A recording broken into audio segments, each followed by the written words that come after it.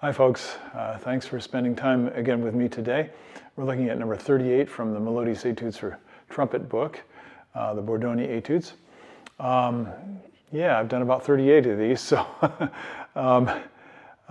isn't it amazing that we can keep finding music in these simple vocal etudes? That's what makes it fun.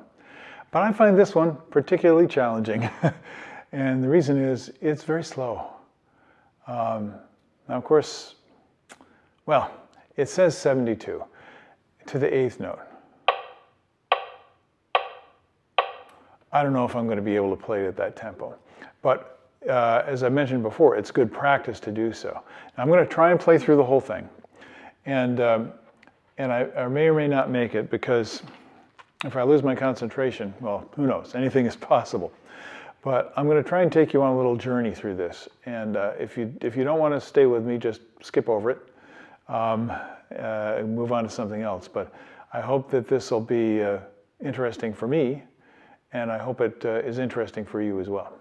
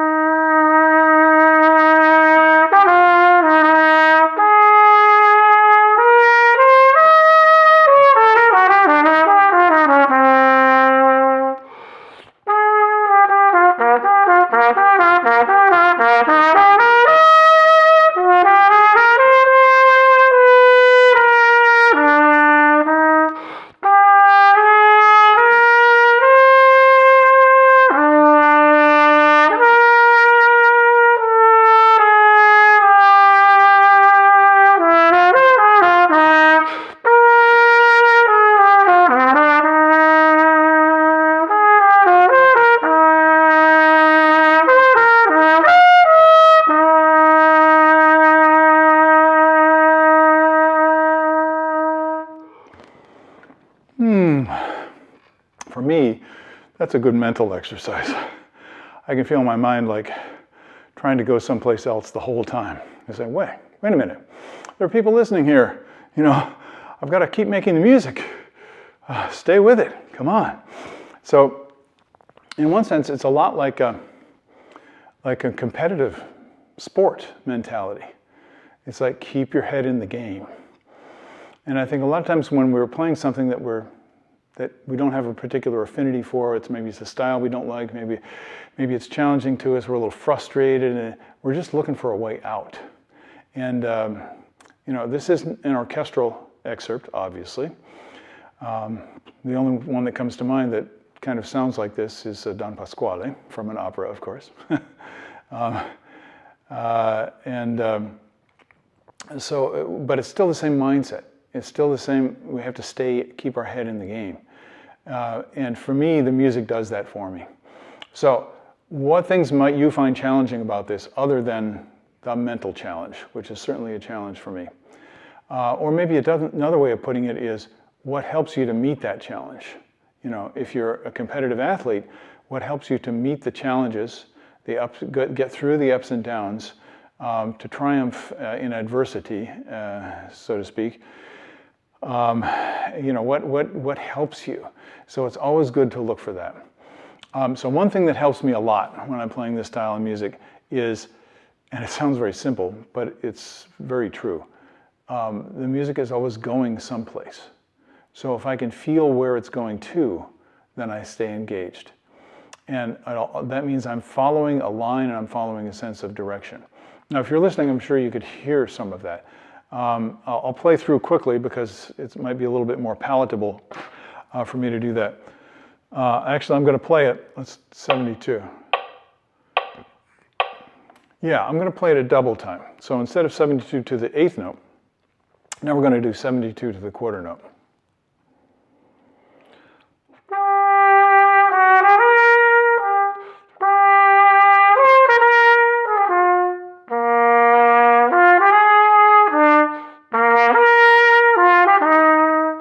Oh, that's so much easier. Not just because it's faster. Because it's faster, I can hear that that's all one musical idea. I just spoke a musical sentence. And now it makes more sense. But when I'm playing it slowly, it's hard to hear that. So I'm going to go ahead and do that some more.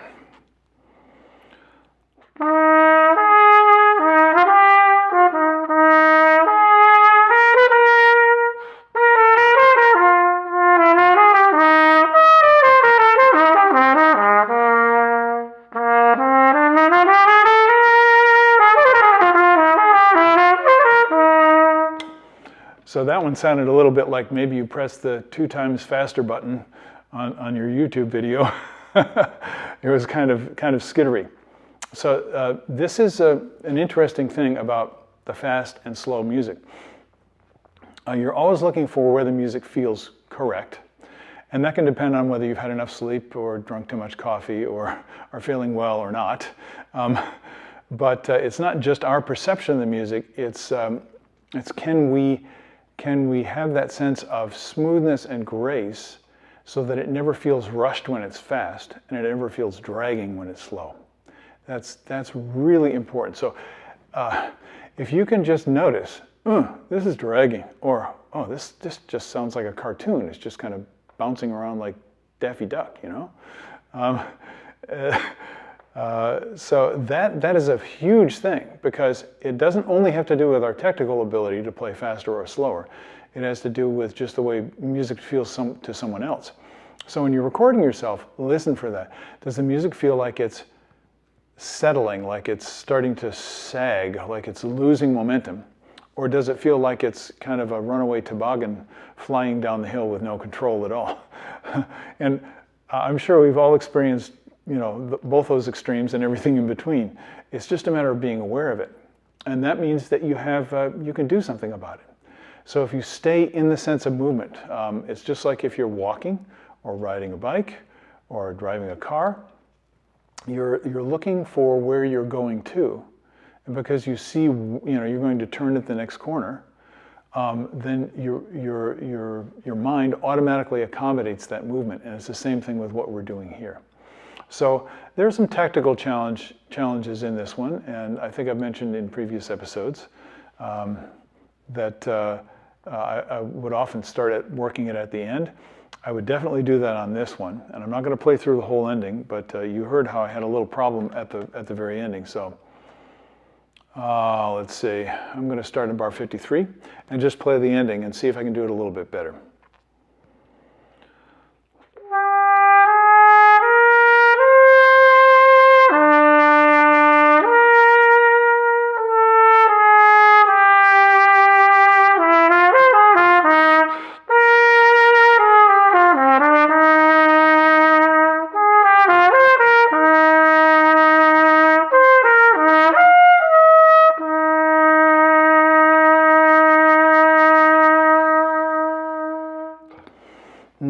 Yeah, that was a little better. I'll mention one more thing and let you go try some of these ideas. I'm carrying. Portamento. I'm carrying the music. I'm leading the line, and I hope you can hear me doing that. And it doesn't matter whether it goes down or up. It doesn't matter whether it's slowing down or speeding up. It doesn't matter whether it's articulated or slurred. Or none of these things matter. But it's very noticeable that you need to carry the music when you're playing in this slower lyrical style, because sometimes you're just sitting on a note.